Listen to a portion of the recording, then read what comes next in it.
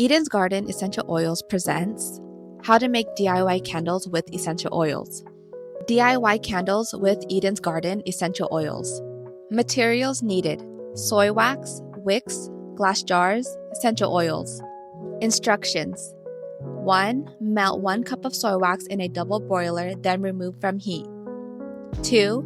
Mix in 5 milliliters of Eden's Garden Essential Oil once cooled slightly. 3. Secure the wick in an 8-ounce glass jar, pour the wax and let it set. Tip: for a stronger scent, use up to 10 milliliters of essential oil. Reduce, reuse, recycle. Melt any remaining wax from used candles, pour out the wax, wipe clean, and refill it. Ready to make your own? Shop Eden's Garden Essential Oils and start your DIY journey today. Discover more essential oil tips and DIYs at edensgarden.com.